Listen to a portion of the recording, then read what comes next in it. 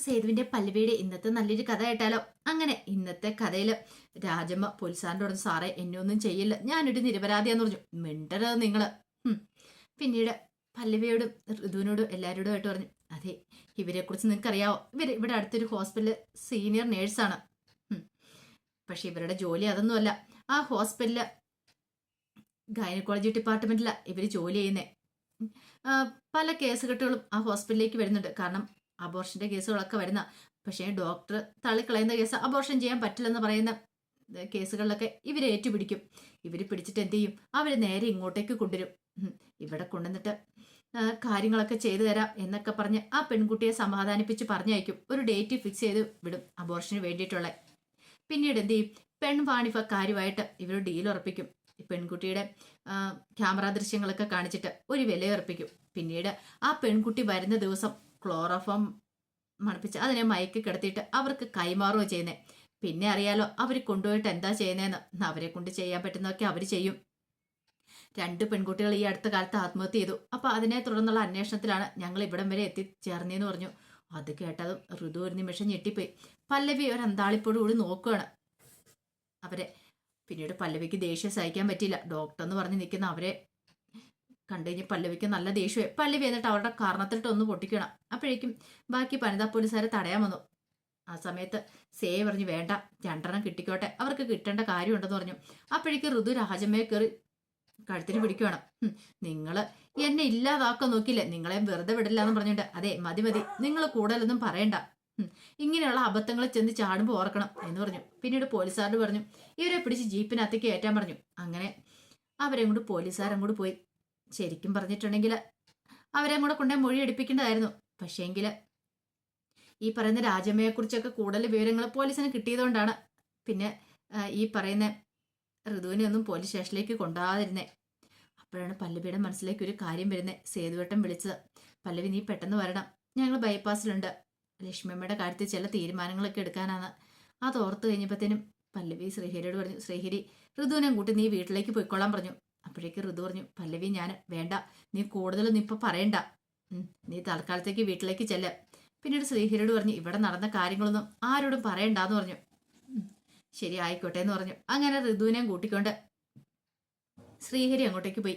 ആ സമയത്ത് സ്വാതി അഖിലും കൂടെ കോഫിയെ കുടിച്ച് പുറത്തേക്ക് ഇറങ്ങി വരുവാണ്. അപ്പോഴേക്ക് സ്വാതിയോട് അഖില് ചോദിച്ചു, ഇനി എന്താ പ്രോഗ്രാം എന്ന് ചോദിച്ചു. അല്ല, അത് പിന്നെ എനിക്കിനി ഹോസ്റ്റലിലേക്ക് പോയാൽ മതി എന്ന് പറഞ്ഞു. അങ്ങനെയാണ്, അന്നാ കയറിക്കോ, ഹോസ്റ്റലിന്റെ ഫ്രണ്ടിൽ ഞാൻ ഡ്രോപ്പ് ചെയ്യാന്ന് പറഞ്ഞു. അത് സാരമില്ല, കയറിക്കോളൂ, പ്രശ്നമൊന്നും ഇല്ലാന്ന് പറഞ്ഞു. ആ സമയത്താണ് SP-യുടെ കോള് വരുന്നത് അഖിലിന്. അഖില് പെട്ടെന്ന് കോൾ എടുത്തു. അതെ, 1 മിനിറ്റ് എന്ന് പറഞ്ഞ് അങ്ങോട്ട് മാറി നിൽക്കണം. അപ്പൊ SP അപ്പുറം മാറി നിൽക്കുന്നുണ്ടായിരുന്നു. SP പറഞ്ഞു, തന്നെയാ സമ്മതിച്ചിരിക്കുന്നു, ഇത്ര പെട്ടെന്ന് തന്നെ ആ പെൺകുട്ടിയായിട്ട് അടുപ്പത്തിലായല്ലേ, കോഫി കുടിച്ച് ഇനിയിപ്പോൾ അതിനെ പിക്ക് ചെയ്യാനുള്ള പരിപാടിയിലാരും തോന്നില്ല. അതെ സാറേ, അവളിന്ന് കൊണ്ടുപോയി ഹോസ്റ്റലിൽ അവിടെ വരണം, അതിന് വേണ്ടിയിട്ടായിരുന്നു പറഞ്ഞു. കാര്യങ്ങളൊക്കെ ഓക്കെ, ഒരു കാര്യം ചെയ്യണം, മാധവമ്മേനെ കുറിച്ച് തനിക്ക് കുറച്ച് വിവരങ്ങൾ കിട്ടിയിട്ടില്ലേ, അതിനെക്കുറിച്ചുള്ള ഡീറ്റെയിൽ ആയിട്ടൊരു പ്ലാനും കാര്യങ്ങളൊക്കെ തയ്യാറാക്കണം, എത്രയും പെട്ടെന്ന് തന്നെ അവളെ കൊണ്ടുവിട്ട് വരാൻ പറഞ്ഞു. ശരി, ആയിക്കോട്ടെ സാറെന്ന് പറഞ്ഞു. അങ്ങനെ സ്വാതിയുടെ അടുത്ത് വന്നിട്ട് അഖില് പറഞ്ഞു, എന്ത് ചെയ്യാനാ, അച്ഛൻ ഇടയ്ക്കിടയ്ക്ക് വിളിച്ചോണ്ടിരിക്കും, മുമ്പേ പണം ചോദിച്ചില്ലേ, ആ പണത്തിന്റെ കാര്യം പറഞ്ഞുകൊണ്ട്. അങ്ങനെയാണല്ലേ, കയറ് പോകാന്ന് പറഞ്ഞു. അങ്ങനെ സ്വാതിയെ കയറ്റി അഖില് പോവാണ് അവിടുന്ന്. കുറച്ച് കഴിഞ്ഞപ്പോൾ പല്ലവി ഒരു ഓട്ടോറിക്ഷയില് സേതുവൊക്കെ നിൽക്കുന്നിടത്തേക്ക് വരുവാണ്. പിന്നീട് വന്നിട്ട് ചോദിച്ചു, എന്താ സേതുവേട്ടാ പെട്ടെന്ന് കാണണമെന്ന് പറഞ്ഞേ. അപ്പോഴാണ് പല്ലവി ഓട്ടോറിക്ഷയിൽ ഇരിക്കുന്ന ലക്ഷ്മിയമ്മയെ കാണുന്നത്. ഇതെന്താ അമ്മയുണ്ടല്ലോ എന്ന് പറഞ്ഞു. അതെ, ചില ബാധ്യതകളൊക്കെ ഒഴിവാക്കണം എന്ന് പറഞ്ഞു. ഒഴിവാക്കാനോ? എന്താ? അതൊക്കെയുണ്ട്, നീ കാറിലേക്ക് കയറാൻ പറഞ്ഞു. എന്താ സേതുവേട്ടാ, അമ്മ എനിക്കൊരു ബാധ്യതയായിട്ട് തോന്നില്ല എന്ന് പറഞ്ഞു. നിനക്കല്ലായിരിക്കും, പക്ഷെ എനിക്കൊരു ബാധ്യതയായിട്ട് തോന്നുന്നുണ്ട്, അതിനെക്കുറിച്ചൊക്കെ പിന്നീട് സംസാരിക്കാന്ന് പറഞ്ഞു. പല്ലവി പുറകെ കയറാൻ തുടങ്ങിയപ്പോൾ സേതു പറഞ്ഞു, പുറയിലില്ല, മുന്നിൽ കയറാൻ പറഞ്ഞു. അപ്പോഴേക്കും ലക്ഷ്മിയമ്മ പറഞ്ഞു, മോളെ അവൻ പറയുന്ന അനുസരിക്കാൻ പറഞ്ഞു. അങ്ങനെ പല്ലവി വന്ന് മുന്നിൽ കയറി. സേതു കാറെടുത്ത് അവരും കൂടെ പോവാണ്. എങ്ങോട്ടാ എന്താണെന്ന് പല്ലവിക്ക് അറിയണ്ടായിരുന്നില്ല. ഇതേ സമയത്ത് ഋതുവിനെ കൊണ്ട് ശ്രീഹരി വീട്ടിലേക്ക് വന്നു. മുറ്റത്ത് വന്നു കഴിഞ്ഞപ്പോഴത്തേനും ശ്രീഹരി ഋതുവിനോട് പറഞ്ഞു, ഈ വീട്ടിലാരും കാര്യങ്ങളൊന്നും അറിഞ്ഞിട്ടില്ല, നീ ഇനി അറിയിക്കാനൊന്നും പോകണ്ടെന്ന് പറഞ്ഞു. ഋതു പറഞ്ഞു, അറിഞ്ഞാലിപ്പോ എന്താ? അത് കേട്ട് ശ്രീഹരി ചോദിച്ചു, നീ എന്താ ഋതു ഇങ്ങനെ പറയണെന്ന് ചോദിച്ചു. പിന്നെ അല്ലാതെ, അല്ല ഞങ്ങൾ വന്നില്ലായിരുന്നേ കാണായിരുന്നു എന്താ സംഭവിക്കണെന്ന്. വന്നില്ലായിരുന്നെങ്കിലും പ്രത്യേകിച്ചൊന്നും സംഭവിക്കില്ല, ഞാൻ അങ്ങോട്ട് ചെന്ന് കഴിയുമ്പോൾ പോലീസുകാരെ കാണും, പോലീസുകാരെ കണ്ടു കഴിയുമ്പോഴത്തേനും ഞാൻ പിന്നെ മിണ്ടാതെ ഇങ്ങോട്ട് പോരുള്ളൂ, അതാണ് സംഭവിക്കാൻ പോകുന്ന സാധ്യത എന്ന് പറഞ്ഞു. അങ്ങനെയാണോ? അതല്ലാതെ വേറൊരു സാധ്യത കൂടെ ഉണ്ട്, നീ അങ്ങോട്ട് ചെന്ന് കഴിയുമ്പോഴത്തേന് ഞങ്ങളും കൂടെ അവിടെ ഇല്ലായിരുന്നെങ്കിലേ പോലീസുകാരും വരാത്ത ഒരു സമയം, ഒരു പക്ഷെ പോലീസുകാർ അവിടെ ഇല്ലായിരുന്നെങ്കിലോ നീ ചെന്ന് അവരുടെ വലയെ കൊടുങ്ങും.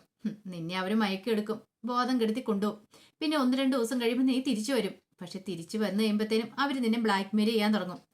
പിന്നെ നീ പണം കൊടുക്കേണ്ടതായിട്ട് വരും. അവസാനം ഒന്നെങ്കിൽ നീ ആത്മഹത്യ ചെയ്യും, അല്ലെങ്കിൽ അവര് നിന്നെ കൊല്ലും. ആ സാധ്യതയെക്കുറിച്ച് നീ ചിന്തിച്ചില്ലേന്ന് ചോദിച്ചു. അത് കേട്ടപ്പോൾ ഋതുവിന്റെ മുഖമൊക്കെ അങ്ങോട്ട് മാറി. ഋതു പറഞ്ഞു, അങ്ങനെയൊന്നും സംഭവിച്ചില്ലല്ലോ.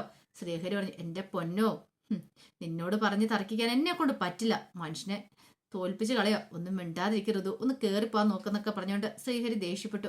ഒടുവിൽ ഋതു അകത്തേക്ക് കയറിപ്പോയി. ഇത്തിരി കഴിഞ്ഞപ്പോൾ സേതുവും പല്ലവിയൊക്കെ രജിസ്റ്റർ ഓഫീസിലേക്ക് വന്ന് നിൽക്കുവാണ്. സബ് രജിസ്റ്റർ ഓഫീസിന് മുന്നിൽ അവൻ നിൽക്കണേ.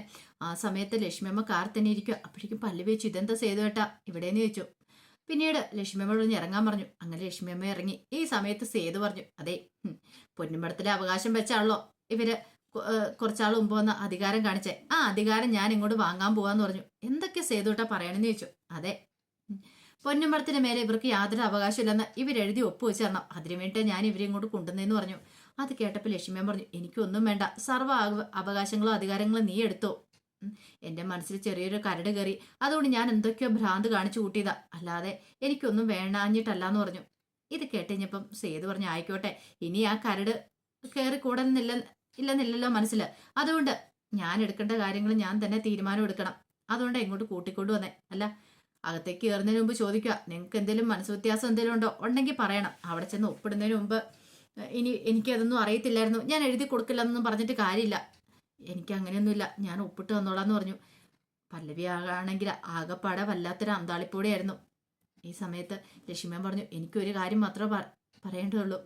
ഞാനെല്ലാം എഴുതിത്തരാം, പക്ഷെ നീ ക്ഷമിച്ചെന്നൊരു വാക്ക് എന്നോട് പറയണമെന്ന് പറഞ്ഞു. സേതു പറഞ്ഞു, ക്ഷമിക്കാനൊന്നും പറ്റുമെന്ന് എനിക്ക് തോന്നുന്നില്ല. ആ പിന്നെ ആലോചിക്കാം, അതിന് സമയമുണ്ടല്ലോ എന്നൊക്കെ പറഞ്ഞു. അകത്തേക്ക് കയറി വരാൻ പറഞ്ഞു. അങ്ങനെ അവരെയും കൂട്ടിക്കൊണ്ട് അകത്തേക്ക് കയറി പോവാണ് സേതു. അകത്തേക്ക് കയറി വന്നു കഴിഞ്ഞപ്പോൾ സേതു അവിടുത്തെ സാറിനോട് ചോദിച്ചു, സാറേ എല്ലാം ഓക്കെ അല്ലേന്ന് ചോദിച്ചു. ആ അത് പിന്നെ സേതു രാവിലെ വന്നെല്ലാം പറഞ്ഞു വന്നിട്ടുണ്ടായിരുന്നല്ലോ, ഞാൻ എല്ലാം ശരിയാക്കി വെച്ചിട്ടുണ്ടെന്ന് പറഞ്ഞു. പിന്നീട് ലക്ഷ്മിയമ്മയോട് പറഞ്ഞു, ഇവിടെ ഒരു സൈൻ ചെയ്താക്കാൻ പറഞ്ഞു. അങ്ങനെ ലക്ഷ്മിയമ്മയുടെ പറഞ്ഞിടത്തൊക്കെ സൈൻ ചെയ്ത് കൊടുത്തു. പിന്നീട് ലക്ഷ്മിയമ്മ എഴുന്നേറ്റിരിക്കുകയാണ്. ലക്ഷ്മിയമ്മയ്ക്ക് ഭയങ്കര ടെൻഷൻ ഉണ്ടായിരുന്നു. ഈ സമയത്ത് അവിടുത്തെ സ്റ്റാഫ് പറഞ്ഞു, അതെ, ഒരാളുടെ സൈൻ മാത്രം ആയിട്ടുള്ളൂ, വധുവിന്റെ സൈൻ മാത്രം ആയിട്ടുള്ളൂ, വരൻ എവിടെ, വരന്റെ സൈൻ കിട്ടിയില്ലല്ലോ എന്ന് പറഞ്ഞു. അത് കേട്ട് കഴിഞ്ഞപ്പം സേതു പറഞ്ഞു, ഇപ്പൊ തന്നെ എത്തുമെന്ന് പറഞ്ഞു. ഇത് കേട്ടതും പല്ലവിയും ലക്ഷ്മിയമ്മൊക്കെ പരസ്പരം നോക്കുകയാണ്. അവർക്കൊന്നും മനസ്സിലായില്ല, ഇതെന്താ കാര്യം ഒന്നും മനസ്സിലായില്ല. അപ്പോഴേക്ക് സേതു പറഞ്ഞു, അമ്മയ്ക്ക് മാത്രമല്ല എല്ലാവരും ഞെട്ടിക്കാൻ അറിയാവുന്ന, എനിക്കും ഞെട്ടിക്കാൻ അറിയാന്ന് പറഞ്ഞു. ഈ സമയത്ത് ലക്ഷ്മിയമ്മ വല്ലാത്തൊരു അന്താളിപ്പോട് കൂടി സേതുവിനെ നോക്കണം. അപ്പോഴേക്കും അവിടെ പുറത്തൊരു കാറ് വന്നിരുന്നത്. കാറിനകത്തുനിന്ന് വേണുഗോപാലും മയൂരിയും ശൈലജയും കൂടെ ഇറങ്ങുവാണ്. അങ്ങനെ ഇറങ്ങി കഴിഞ്ഞപ്പോഴത്തേനും മയൂരി പറഞ്ഞു, അച്ഛാ ഇപ്പൊ തന്നെ സമയം പോയി, നമുക്കങ്ങോട്ട് കയറി ചെല്ലാന്ന് പറഞ്ഞു. അങ്ങനെ അവരെ അങ്ങോട്ട് കയറി വരുവാണ്. കയറി വരണ സമയത്ത് അവരെ കണ്ടു കഴിഞ്ഞപ്പോഴത്തേനും സേതു പറഞ്ഞു, ആഹാ വരനെത്തിയല്ലോ എന്ന് പറയണം. സാർ ഇതാണ് വരൻ, എങ്കില് ഇവിടെ വന്നിരിക്കുക, വേണുഗോപാൽ അല്ലേന്ന് ചോദിച്ചു. അതേന്ന് പറഞ്ഞു. ലക്ഷ്മിയമ്മ ഒരു ഞെട്ടലോടുകൂടി ഇങ്ങനെ നോക്കുകയാണ്. പിന്നീട് ഇവിടെ സൈൻ ചെയ്തോളാൻ പറഞ്ഞു. അങ്ങനെ സൈൻ ചെയ്തു. സൈൻ ചെയ്ത് കഴിഞ്ഞപ്പോഴത്തേനും പറഞ്ഞു, ഇതേ ഒഫീഷ്യലായിട്ടുള്ള കാര്യങ്ങളൊക്കെ കഴിഞ്ഞു, ഇത് നിനക്ക് മാലയിടിലോ വല്ല ഉണ്ടെങ്കിൽ അങ്ങനെ ആവാന്ന് പറഞ്ഞു.